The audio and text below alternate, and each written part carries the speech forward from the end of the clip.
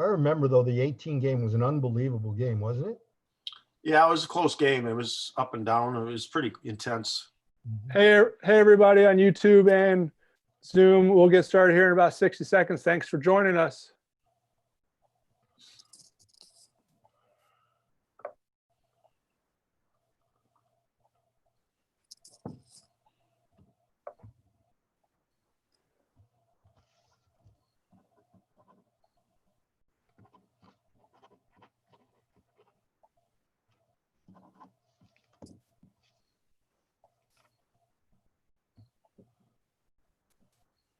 Coach Jackson, Coach Mancini, you guys ready? Yes. Hey, everybody on welcome to USA Hockey, our series presented hockey and BioSteel. Really excited to have Jeff Jackson, head coach of Notre Dame University hockey team, and then Bob Mancini, one of our ADM regional managers. Bob's been on the show before, so he's the whole drill, and really excited to have this chat with Coach Jackson and Coach Mancini. So the show is all yours. If you have any questions, just put it in the chat, and I'll make sure that it goes to Coach Mancini and Coach Jackson. We'll try to get them all answered. So talk to you guys soon. All right. Thanks, Dave, and welcome everybody. We got Jeff Jackson on today's webinar, which I'm really excited about. And just real quick here, Jeff just finished his 15th season behind the Irish bench at University of Notre Dame. They've had great success since he's been there 15 years ago. 4 trips to the Frozen Four, 8 conference championships in different conferences, by the way, and appeared 2 national title games. Before that, at Lake State, won 2 national championships in 1992 and 1994. And, this is an exciting day for me because he's a good friend, and we're looking forward to talking hockey. So welcome to the webinar, Jeff. Thanks, Bob. It's good to be able to catch up with you and reminisce a little bit about our time together with USA Hockey. Yeah, it seems things just keep coming around in circles, right? We can talk about those things. So I want to start with a hard-hitting question. How are the dogs? Well, I have a 14-year-old lab. She's having a hard time moving around anymore. I guess 14 is pretty old for a Labrador Retriever. And then I have a 3-year-old. So one keeps me going and the other one I have to keep going. So it's always good when I get up to my cabin. They prefer it up there with the lake and being able to run free without having to be on leashes. That's great. And I think as tough as 2020 has been for all of us humans, dogs might be thinking it's the greatest year ever with the amount of attention that all our dogs are getting. Jeff, we talked about, we named it about the evolution of coaching, but really I want to start a little bit with college hockey, because if you look at all the changes that have gone on over the last few years, right? You have formation of the Big Ten, the collapse of the CCHA, formation of the NCHC, the new WCHA being formed, Arizona State. Recently, you have AIC, a team that nobody really talked about in Division I circles for a long, long time, coming onto the national scene with great success. And then just recently, you got Alabama Huntsville announcing they're going to drop their program, and LIU announcing they're going to add the program. So I guess I want a little bit of your take on the health of college hockey, the structure of college hockey, and what might be you've been around a long time, your view on where it is now and where it's come from, and maybe a little bit of where it's going. Well, that's a interesting question right now. I think the health of college hockey is extremely good. I think that with the development aspect and the amount of kids that were graduating and graduating into professional hockey, I think it's doing very well. I know when we started College Hockey Incorporated a few years back with help from USA Hockey, they've really helped in trying to develop new programs across the country. And I'm hoping, over time that we'll add programs. And, we're in the process of, recently in recent years, adding Penn State and Arizona State now. And there's still a lot of talk about the University of Illinois, which I think would have happened probably in short order if it hadn't been for this pandemic. And then you have the issues with the conferences, which is probably a little bit more unstable. And I think it all started when the Big Ten decided they were going to form their own conference when Penn State started their program. At that time, because for whatever reason, there was other teams that, decided to leave the CCHA outside of Michigan, Michigan State, and Ohio State. I think that caused the collapse of the CCHA. That's when we had to make a decision where we were going. And we decided to go to Hockey East because they were, almost all Division I schools, like-minded universities, and a good conference top to bottom. Didn't make much sense from a geographical standpoint, but it made sense as far as, being like-minded schools. And I think that we were good partners with Hockey East for several years. And I enjoyed my time there, made good friends with some of the coaches there, outstanding programs.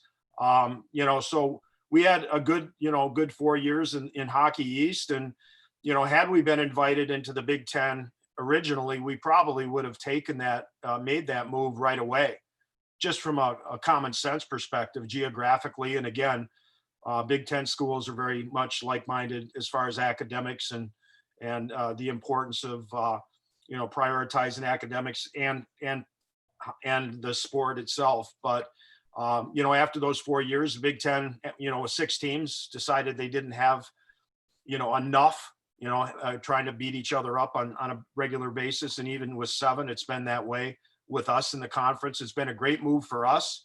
I hope that the conference feels the same way.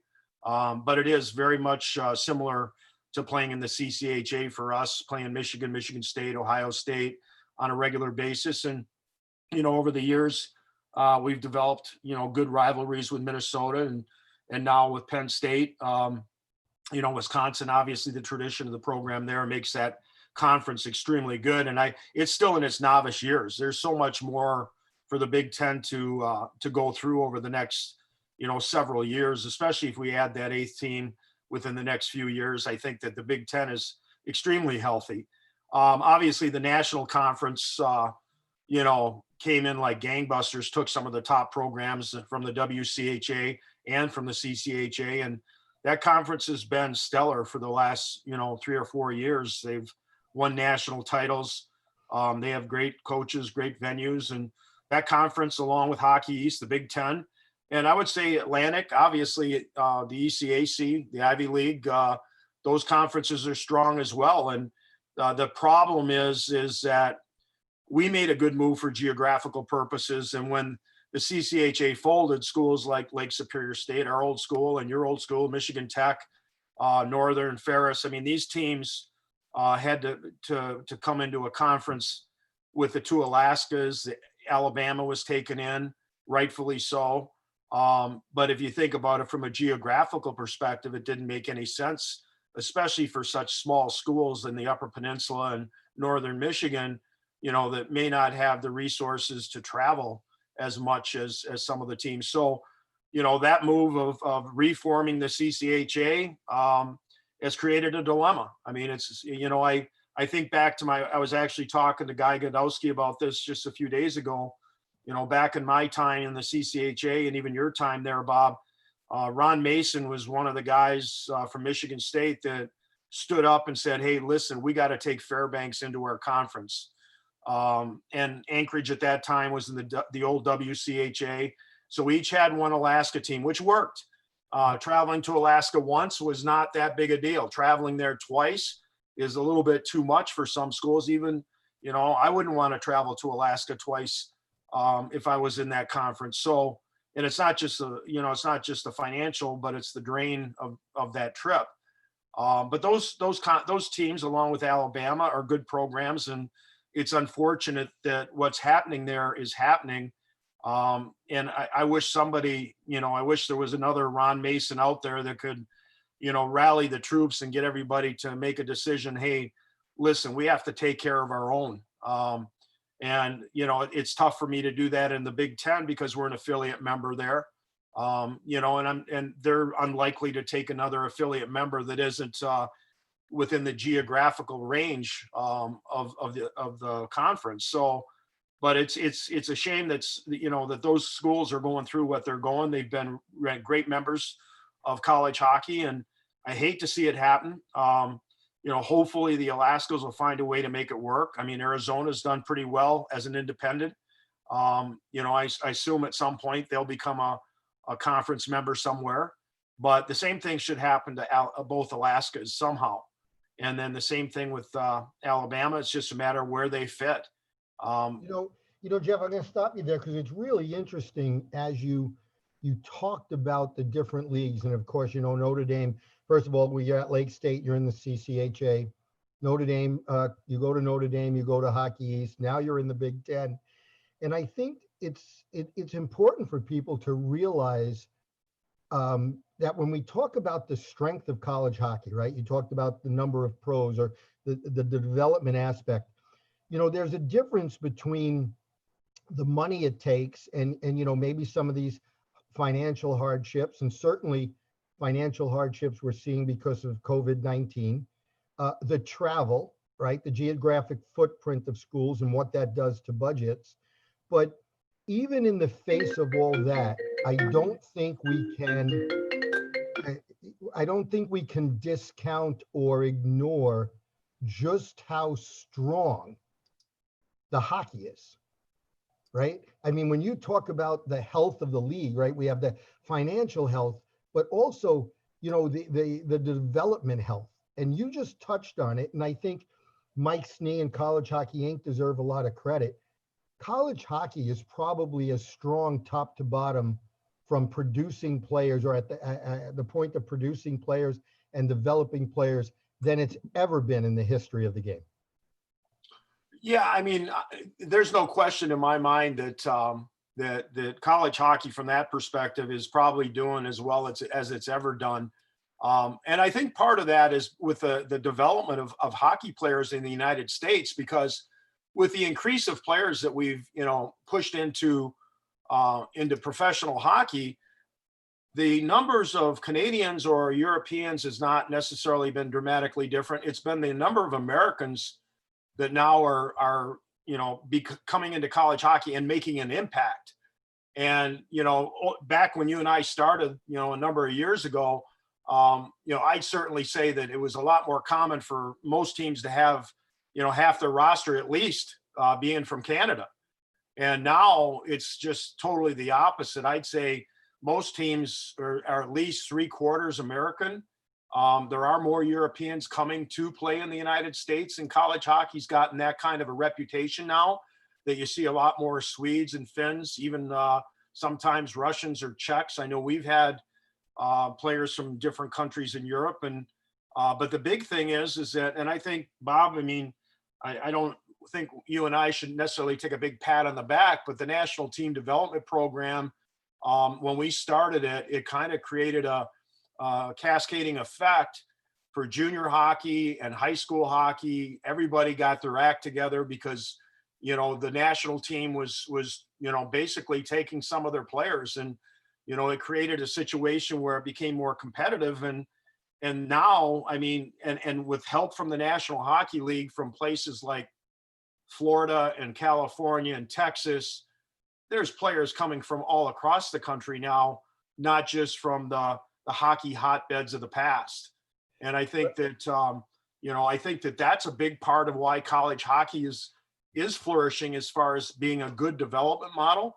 I think more National Hockey League teams now are being run by Americans, and a lot of college coaches and college GMs, guys that came through the college system, are recognizing that, hey, even though we only play 34 regular season games, our team's played over 40 pretty much every year for the last several years. But it's not just about the game competition. It's about what we're doing in practice every day, what we're doing in the weight room every day. And probably most importantly, in my opinion, is what we're doing in their life away from the rink and the student life aspect of things. These kids are getting their degrees. I mean, college hockey, our men's college hockey has got the highest graduation rate of any sport in the NCAA, which means not only are we, graduating kids into professional hockey, but we're graduating them into the real world too. So when a kid does leave, even the kids that leave before their senior year, guys like Anders Lee that we've had and Ian Cole, they came back for their degree. They came back and got their diploma.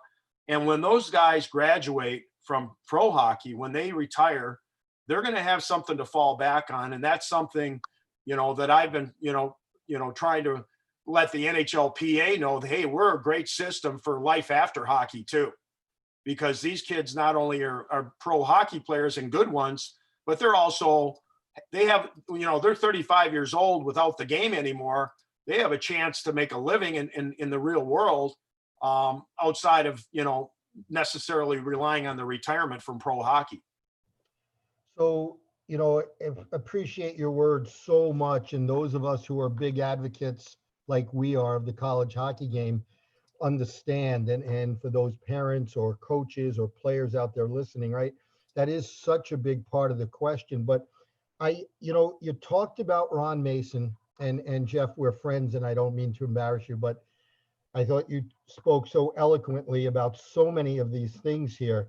And you talked about that leadership that Ron Mason was able to give. And we might be talking to the person on this call that has the ability to provide that leadership in Jeff Jackson. And I think it would have been remiss for me not to mention that. I think what you said is very true. We have a comment, not a question, from up in Fairbanks, Alaska, and just thanking you for your comments, because it would be a shame for hockey in Fairbanks, Alaska to go away at the college level. And the things you say are true. So, without embarrassing you, I think maybe you can pick up that torch from Ron Mason and continue to be that leader in college hockey. The kids graduating to the NHL and what they're prepared for and what we see. Let's talk a little bit about the actual on-ice development. And, you mentioned the off-ice, which we all really believe in, right? The 24-hour athlete, social, athletic, education, all of that. But let's talk a little bit about what college hockey really does provide for that player who comes in and continues to have the dream of playing in the NHL and needs those years of development. You want to touch base on that just a little bit? Yeah, certainly. I'm proud of what we do in college hockey. And first of all, I think you think back to when we started again, Bob, we were the young guys, and Ron Mason, Red Berenson, some of the guys, Mike Surdich. I think of a lot of guys that, were the spokesman of college hockey back when we started. And, and now we're on the other side of that. And the thing I've noticed and is exciting for me is, like, there's some really talented young coaches now developing in our country as well. I talked about the players earlier, but there are some really talented young coaches that are coming through the college hockey system. So that's where it starts. When you have a Nate Lehman in Providence College, or a Scott Sandlin up at Minnesota Duluth, and I can go on and on. We just lost some of the best ones in Jimmy Montgomery a few years ago. And then obviously David Quinn, we're starting to lose them to the National Hockey League, which is, a positive sign for us as well, because those opportunities really weren't there for us. They might have been there at times to be an assistant or maybe go to the American League. But, for guys to make the jump right into the National Hockey League says an awful lot about some of the coaching that we're developing in college hockey as well. And there's probably 50 to 60 coaches that are impactful, not just in college hockey, but they're making an impact in their communities in youth hockey. And that, says an awful lot about where it all starts. Where the development all starts, and then when those great coaches then, and it's not just the head coaches, it's also a lot of great assistant coaches in college hockey as well. And if you're putting 3 good coaches on the ice with, 26 players on a daily basis, you've got people, you've got the resources. Like I just, speak on behalf of what we have at Notre Dame. like we have a whole department in our athletic department that's based on athletic development and sports performance. So like I mean, it covers the medical aspect of things, the testing, it covers nutrition, it covers hydration, it covers every aspect, sleep, every aspect of what these young people do. It's not unusual for our players to every time they're in the athletic environment to either be wearing a heart rate monitor, a GPS system, to track their movements, track their heart rates, track their blood pressure. That'll even become more prevalent potentially here in the next year, in tracking their temperature. But the thing is that we have the resources from a development standpoint away from the ice as well. We have a full-time strength coach is like, I mean, this guy, Tony Rolinski, that we have as our strength coach is like a rock star. I mean, our guys swear by him. And I think, if you ever talk to some of the guys that are playing in the National Hockey League from Notre Dame, they're going to tell you what kind of an impact that he had on their development. And we're talking not just strength, but we're talking explosive power, quickness, agility, every aspect of what he can do off the ice before we even get him on the ice. And nutrition's a big factor for us, and supplements and things like that. And then recovery rates. We have, just like the National Hockey League, we have a whole room that's designated towards, getting flushes in pregame, postgame, and then recovery boots, just like the National Hockey League has, to where these guys not only are getting prepared for their training or practice, but they're also, taking care of their bodies as soon as they're done playing or done practicing. And the athletes now are a much smarter group now. They are educated on how they have to develop. And a lot of the kids that we get out of the U.S. Junior League or the national team program, I mean, these kids are already programmed to a lot of these resources. So, the thing for us is like, it's almost like when you come to college hockey, it's like finishing school. I used to say that about the national team program, but we're the next level, to get them to the National Hockey League. And really it's about their development and and it all starts with their development of fundamental skills, and we spend, a lot of time on fundamental skills. I know you're going to say something there, Robert. Well, I don't want to gloss over that whole connection to youth hockey, and I'm glad you came back to fundamental skills. And I'm going to let you go on because I have a question about that. But you mentioned something before about coaches, and then they're on the ice with the players. And I look back at the national team development program and the foresight that USA Hockey had, and how fortunate you and I were to be there at the very beginning. But really, when people ask me, okay, what was or what is the greatest impact that program has had? And yeah, you can say the players that came out of that, and it's certainly an unbelievable training ground for players.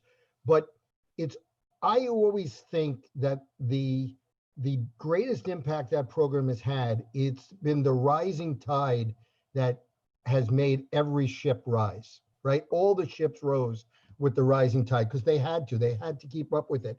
And we're seeing that in college hockey right now. We're seeing that in some of the things that you said. There's every coach, every program, and I don't want to say keeping up with the Joneses like it's a bad thing.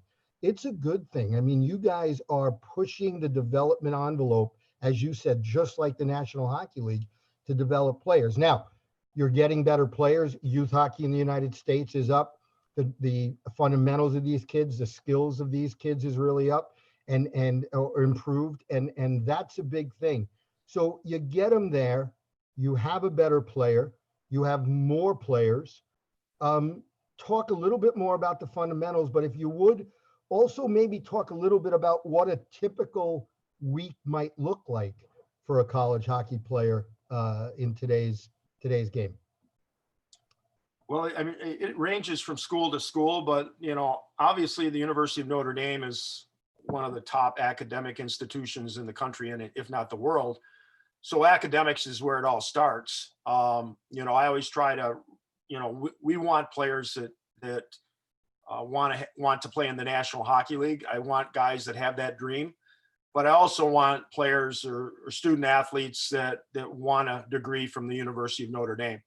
So it starts with their school schedule. I mean, basically, our guys are generally in classes, Monday through Friday. They're usually done with classes by 2:15. And we get our day started right after that. And sometimes, because classes start a little later on Tuesdays and Thursdays, sometimes we'll have skill sessions on those mornings. Or in training camp, we use those mornings for weight room and testing, and also some conditioning aspect of things.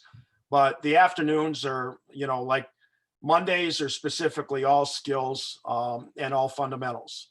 We spend our guys have a weight room and skill session for about 45 minutes of each. And we spend a lot of time, there's the obvious skills that you talk about, or obvious fundamentals that you talk about: skating, shooting, passing. I think that scoring is a fundamental skill. And those basics are there. But when I talk about fundamentals, it's about getting into details really in 4 specific areas. I think that we focus a lot on puck protection. We focus a lot on body positioning. We focus a lot on separation skills, and then we focus a lot on defensive stick skills. So I think that, those are 4 specific areas that we put a lot of emphasis on. And if you think about it, puck protection is not just a forward in the corner in the cycle. It's also a defenseman breaking out. It's also a winger on the wall on the breakout. Protecting the puck is all over the ice. And body position, same thing. It's offensive body position versus defensive body position.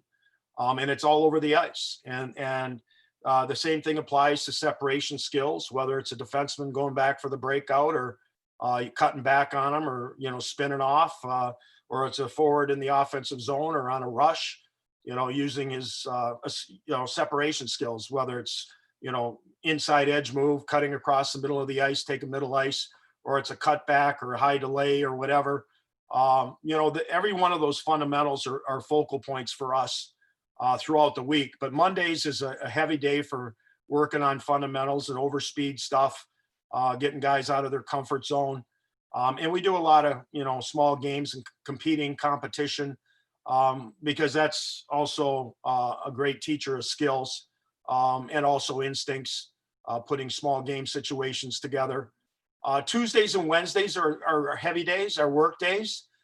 We do a lot of work on our transition game. We have 3 components to what we call our identity as a hockey team. One of them is being fast on transition. So we spent a lot of time playing to our identity on those 2 days. And fast on transition doesn't just mean offensive transition. It also means defensive transition. And then, secondly, we put a lot of emphasis on is winning the battlegrounds. So whether it's the net front, the walls, or off face-offs, it's about that compete factor and putting emphasis on that as well. And then, the last part is just being tenacious on pucks, whether it be, retrievals, whether it be first touches, getting to pucks first, winning those races. I mean, the game in today's world is all about speed. And, my biggest issue with most of the young players that we deal with now is that, and I've told you this before, we've talked about this before, but their feet move a lot faster than their brains sometimes. So the importance of young players and what you guys are doing with the ADM is really, huge. But the emphasis on small games and putting kids into smaller environments, taking away their time and space, forcing them to make decisions quicker, sooner, faster, trying to create constraints. I mean, we do the same thing at the college level, trying to create those situations, those environments to really, I always talk about them learning to master time and space. And the guys that can master time and space are all-stars in the National Hockey League. And then after that, it's, we're working on trying to get better in those areas. And that's pretty much our Tuesday, Wednesdays are probably longer, 75 minutes, maybe an hour and a half if we have special teams both those days, but primarily about 75 minutes. And then Thursdays Again, they're probably about our identity, speed factors. It's a little bit of a rehearsal for us. We do touch on some tactics on Tuesday and Wednesday. Usually we'll touch on one tactic each day, but we try to keep the majority of our practice about transition, speed, tempo, and skill. And then the compete factor, and a lot of that compete factor comes, in small game situations. So Thursdays are a little bit more fun and up tempo, and it is about just getting ready to play 2 hard fought games on the weekend. Jeff, I can't believe you mentioned fun. Is that allowed at the college level in hockey? Yeah, I've not always been known as Mr. Fun, but one of the great things about this business, in coaching business, is that if you don't adapt, if you don't learn, if you don't try to get better, you fall behind. And I think that over time, you and I both came up from the Frank Anzalone era at Lake Superior State, and like that was hardcore. Basically, I'm thinking of Bobby Knight type of coaching. Thinking way back to some of the old tough, football coaches. That's what we grew up on, and that's what you and I both came up through that system a little bit, and and that's where you start. But after my time working with Frank, I made adjustments at every level I've been at, and every level I've been at has been a learning experience. Certainly going from Lake Superior State, from an assistant to being a head coach, I learned a ton. And then I learned a ton when we started the national team program, being the first ever national coach and the only national coach of all time. I must have broke it. I think that having the opportunity to coach on an Olympic team, coaching the pro hockey players along with you and Greg Cronin, being part of the World Championships with NHL players was a great learning experience.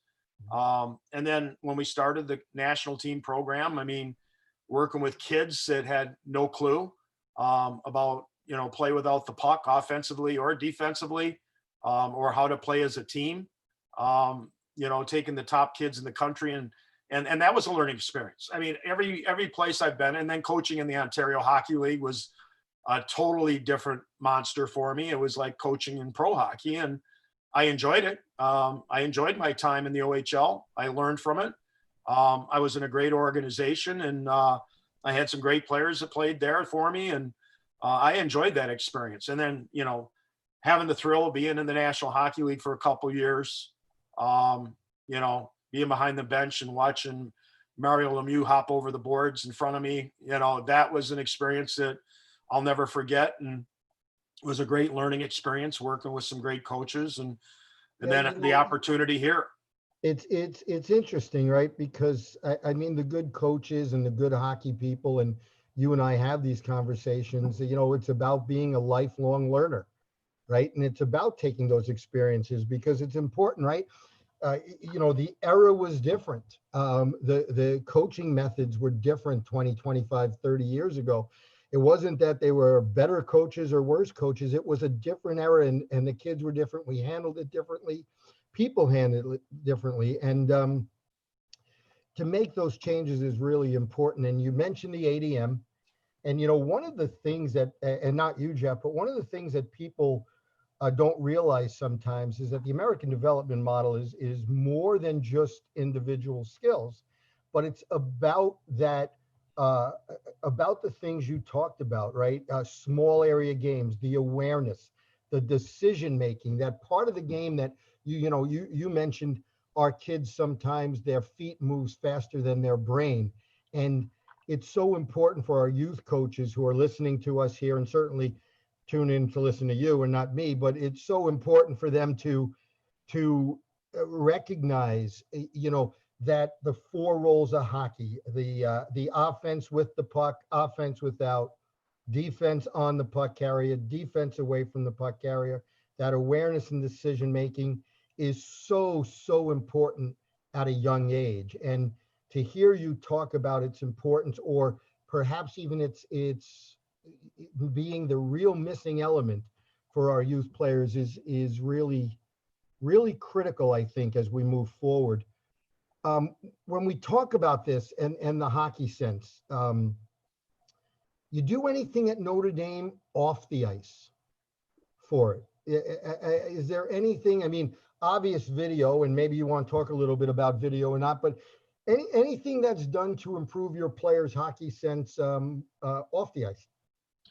You know, it is a bit of a challenge to develop that skill. I mean, you know, even in our time with the national team program, you know, getting into things like learning patterns, and, you know, here at Notre Dame, we're, you know, into personality patterns, knowing how to teach kids. And I think that has some impact on hockey IQ, you know, hockey sense, in the fact that, and we discovered this, and you know this, Bob, that we discovered, you know, through that whole thing with Heidi way back when, is that most hockey players are primarily kinesthetic learners. And that means that if you show them video or you show them a marker board, they don't necessarily see it as well as a visual learner, that a kinesthetic learner actually has to learn by doing, and, you know, walkthroughs, and also is actually going through how to do something, which, you know, in many cases, coaches rely, you know, a lot on marker boards and video when the kids are learning through doing. And, you know, you talk about small area games, like, I mean, our guys, you know, are constantly playing kicks, you know, soccer balls. And you think back in the early training, the Tarasov years with soccer balls and medicine balls, and a lot of the things that they used to do. I remember doing some of those things when I was at Lake Superior State after I spent a week in Russia at Dynamo's training camp with some of the great Russian players. And, you know, some of the things that they do to read and react off the ice. And frankly, I think one of the greatest things that kids can do is play other sports, you know, whether it be lacrosse or soccer, you know, sports that are specifically tied to read and react situations, eye-hand, eye-foot coordination. The other thing that, you know, that we do at Notre Dame is that I've really gotten into, and I guess my goaltending background ties into this a bit too, is we've got into visual training, and actually training the eyes and the different aspects that the eyes, like many players have weaknesses in their peripheral vision. Many players have depth perception issues, and you can actually train those things. And those things have a real impact on, you know, when the, you know, in puck decisions and your visual awareness. And I think as coaches as well, is that, you know, teaching things, you know, on the ice, off the ice, in almost every situation where, you know, they're actually using, you know, their visual awareness, is part of, you know, your development. You know, we put in shooting bays, rapid shot areas that are in our facility. And, you know, for a while there, you know, the guys would, you know, be in there quite a bit shooting pucks. But, you know, my point is okay, let's try to come up with something to change just a pass and reception and a shot. Let's put some things in the way, so where even if it's a teammate, to where they receive the pass, there's somebody in their shot lane, and they have to visually, and a guy, you know, steps one way or the other in front of them, and he has to pull and then shoot the puck. You know, that same thing applies to hockey sense. Like, how many shots get blocked, how many passes get blocked, and a lot of it has to do with the lack of visual awareness. And one of my real pet peeves, and this goes back to youth hockey as well, is that we do not teach our kids to communicate. I think that way back when we put mouth guards in their mouth and cages on their faces, we didn't take into account that, like, you think of basketball, or you think of some of the other sports, like, and even in Europe, like the ability to communicate on the ice. Communication skills have gone by the wayside in our sport. And part of it's because they're wearing mouth guards, but kids don't communicate. And the audible end of things, I mean, we're talking about visual learning, kinesthetic learning, the audible part of it is huge as well. I mean, I love the presentation that we were part of just a few days ago, from the development guy from the Pittsburgh Penguins. I remember Hines. Yeah. Yeah. And like he talked about the visual, audible, and he didn't use kinesthetic. He had a different word for it, but he talked about doing that with the Penguin players. And then he showed us some of the things that they do. So like our old philosophy was right on way back when we started into this idea of how people learn. And I've taken it a step further. It's interesting, Jeff, because really, that was the beginning of it, and it has changed a lot, right? It's this whole idea of feeling the other player on your hip and then being able to make that decision, right? Or seeing them. And I had a chance to be over in Europe a number of different times this past year. And one of the things I saw over there was really interesting, just on something as simple as shoulder checking, that they were adding elements in the drill that didn't force the player just to check over the shoulder. Because, a lot of times in youth hockey, shoulder check, shoulder check, shoulder check. But it's not the shoulder check. It's about what you see, right? And just to turn your head and look over your shoulder is not effective. You need to turn your head, look over your shoulder, and take that snapshot so you can make a good decision. And then you talked about communication, and we were on a call, you and I, with a bunch of other of friends, and Marty St. Louis started talking about communication, and he told a story about going back to the bench and getting in a teammate's face about being his eyes, right? Being communicated. So if he is in a bad position or a player is in a bad position, he can rely on his teammates. And, that's some of the stuff you're talking about. And it's so critical, obviously, not just for you, or obviously critical for your players, but also for youth players and youth coaches. We have 17 minutes and my phone has been blowing up with questions. So I'm going to ask you some questions and take your time to a point. I'll just stop you because I do have some. So a friend, a colleague of both ours, and Roger Grillo wants to know, you talked about changing in the last 20 years.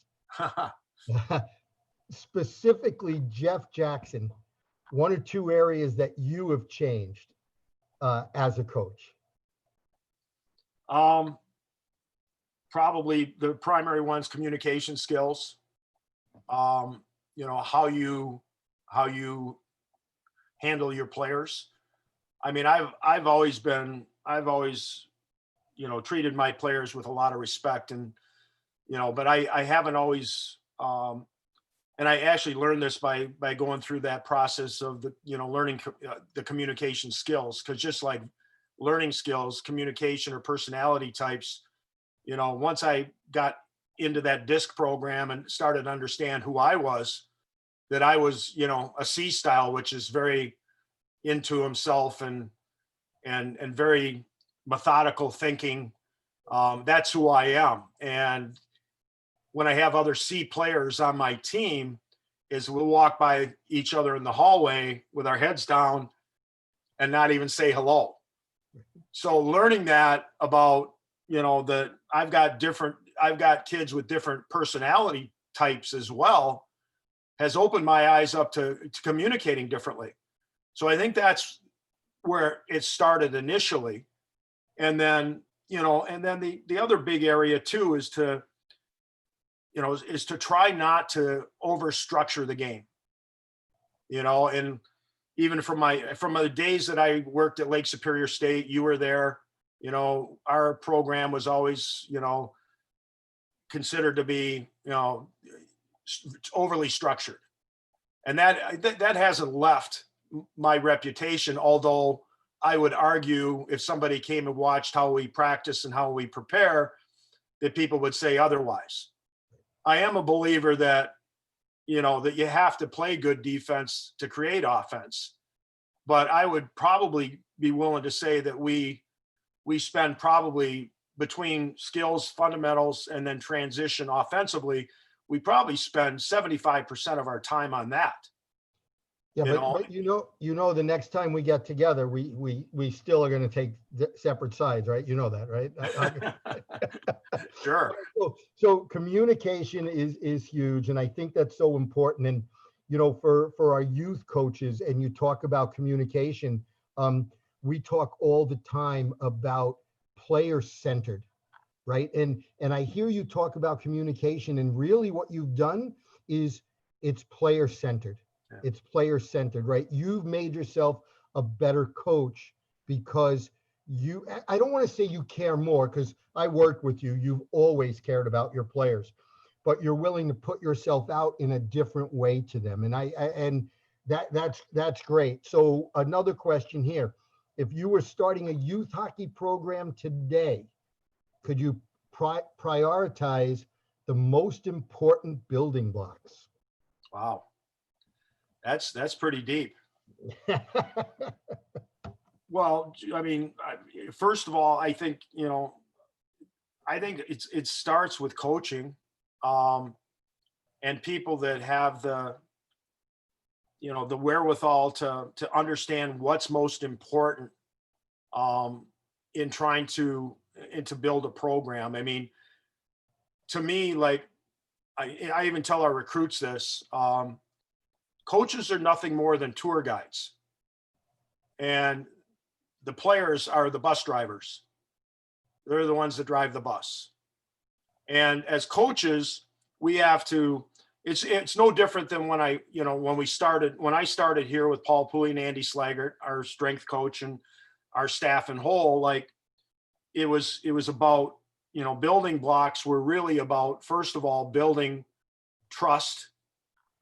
And our culture was based on trust, accountability, commitment level, and then results. And when I say results, I'm talking not just about winning hockey games. I'm talking about results in the classroom, results in the student life part of their lives, community service. Results is more than just wins and losses here at Notre Dame. So, I mean, in building a youth hockey program, though, is like, for me, it needs direction, and you need people that understand the game. Back when I first started coaching, so many, and out of necessity, I understand it, but almost every youth coach was a parent that never played the game. And having somebody, and that's where the ADM comes into play. That's where the National Hockey League has had a huge impact. The national team programs had a huge impact on creating an awareness that you need to put people in place that understand, okay, the things that you and I've just talked about here is we need to find a place. First of all, first and foremost is we want to retain our kids. So it's got to be fun. And then, how can you do that while still trying to work on their ability to understand the game, their hockey sense, and their ability to develop their skills and fundamentals. That's, in my opinion, where it starts. But it starts with leadership there. I mean, the ADM is kind of like a takeoff of what, Project Pride from way back when we put together that pyramid of how we developed the American model, and like the NTDP was part of that, but there was a lot more to it than just the national team development program. And so much of it, the foundation was the youth hockey programs, and that's, and trying to build the registration for youth players. And that's happened somewhat because of USA Hockey, but it's also happened, as I said earlier, because of the National Hockey League expanding into areas that hockey's never been strong.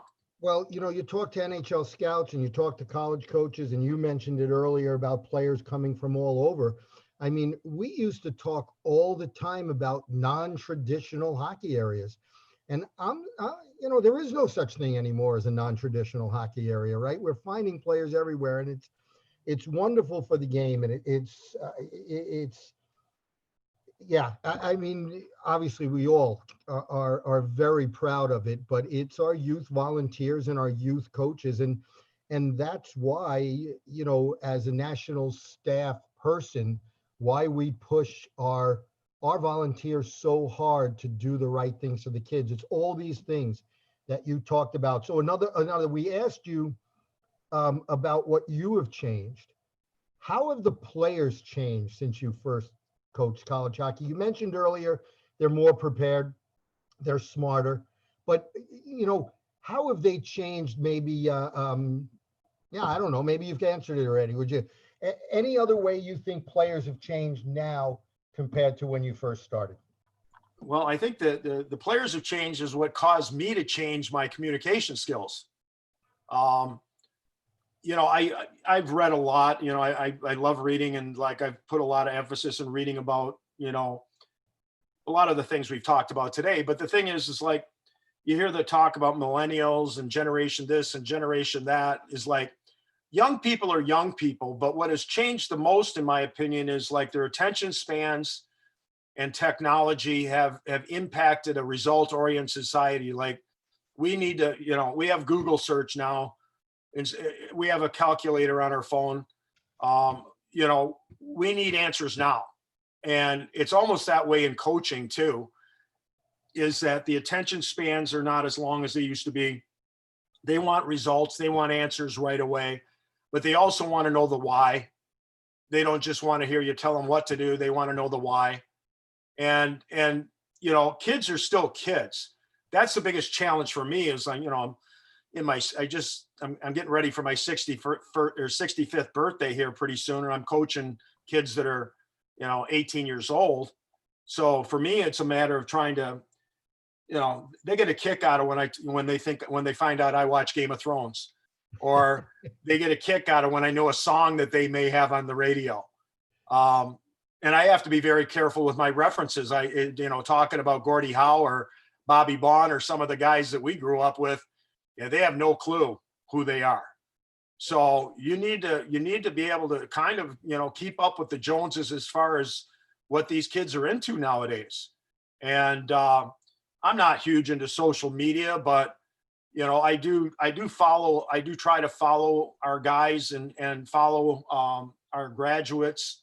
And I have help with, people sending out stuff, because I'm not going to get into personal stuff or my opinion on things or politics or things like that. But the fact that they know that, I do have an account on Instagram, and I do have one, on Twitter, that makes me a little hip. But I think that the biggest thing is that the kids are just, I don't think that kids are any different. I just think that they've been trained as young people differently. And a big reason for that is technology. So I think it's important here, and I appreciate so much that you use this format to let everybody know that you're older than I am. I think that was really, really important. But, I hosted a gentleman from Sweden, Marcus Ackerblom, and he made a comment, and I had mentioned it to John Hines, and then Heinze calls me later on a week or so after that, because it was such a powerful comment. And it's not mine, it's his, but I think, and you just brought it up, right? And his comment was, our job as coaches isn't to bemoan the fact that kids are different these days, right? It's not to complain about, oh, it's different these days. Our job is to coach them. Yeah. Right. And you talk about you change, and you deserve so much credit, right? Again, lifelong learners, we change. And for me, lately it's been the same message for our youth coaches. It's right. It's be player centered and coach the players. Don't bemoan what it used to be. Yeah. We have a question here. Sure. Nice to see the original national team development staff back together. Thank you. What is your opinion of creating all-star teams in the ages 8 to 14? Wow. That's a hot topic.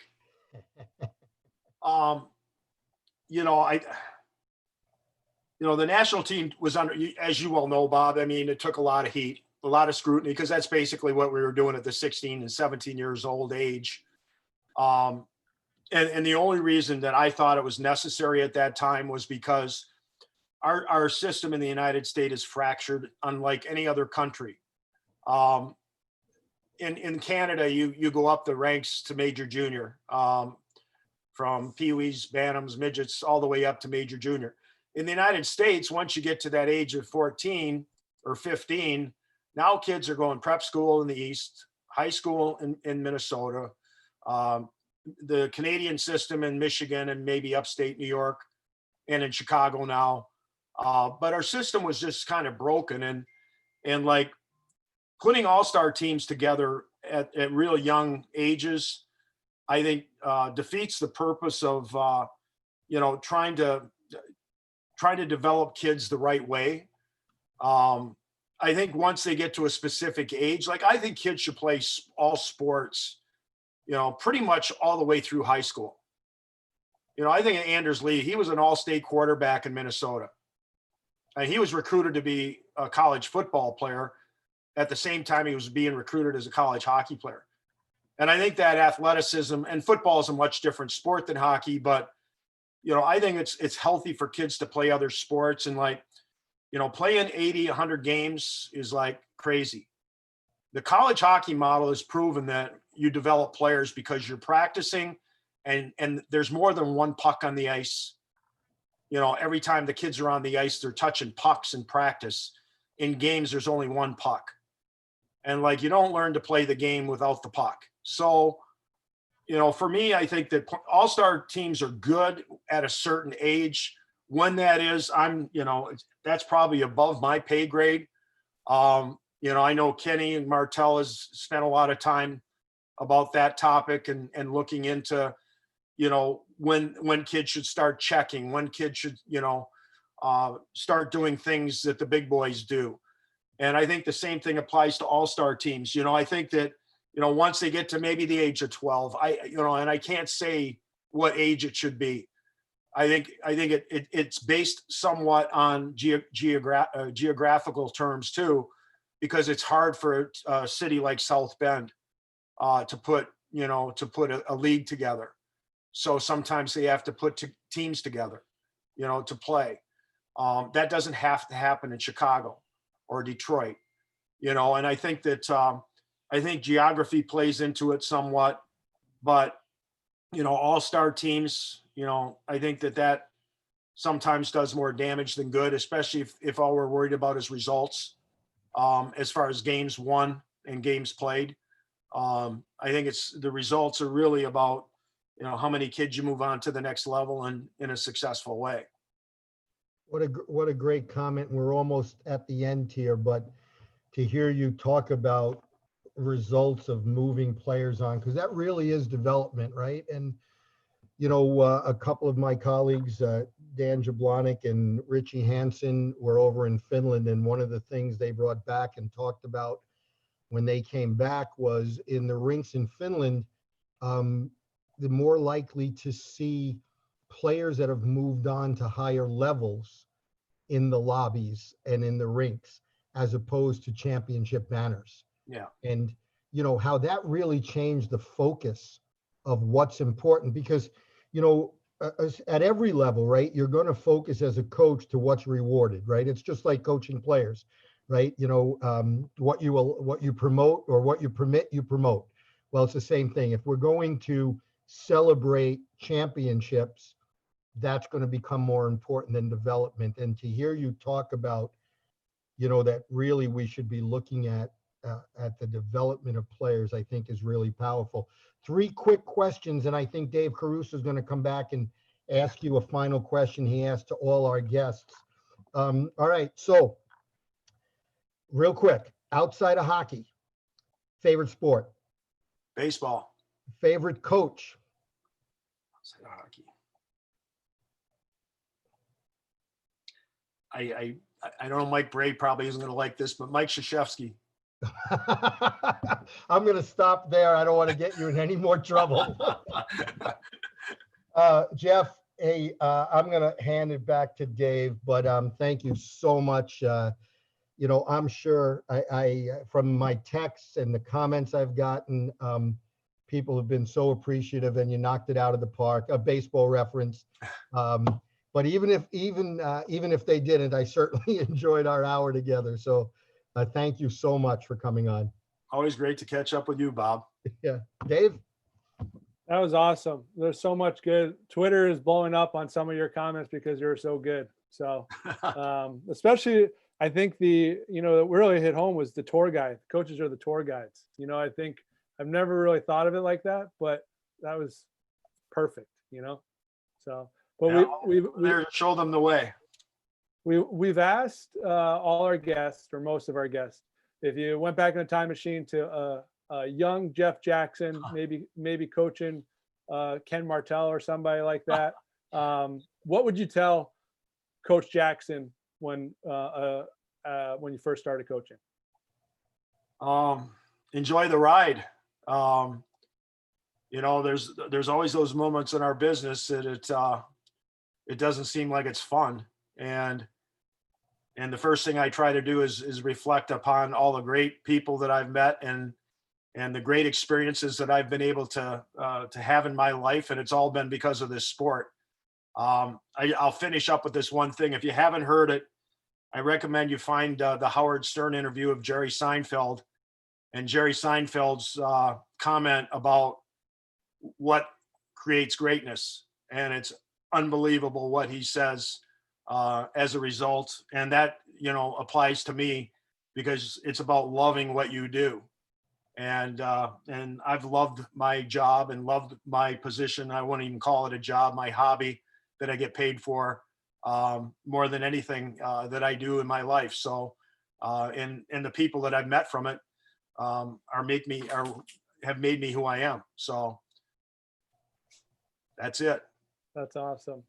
Really appreciate your time. Really appreciate your time as well, Bob. Great stuff. And we want to thank everybody who watches and retweets and does all that cool stuff. We are going to be on vacation for a couple weeks. We have annual Congress. So check back, make sure this is your time to catch up on all 36 old recorded webinars on USA Hockey YouTube page. So thanks again, everybody. And we will see everybody very shortly, and have a great weekend.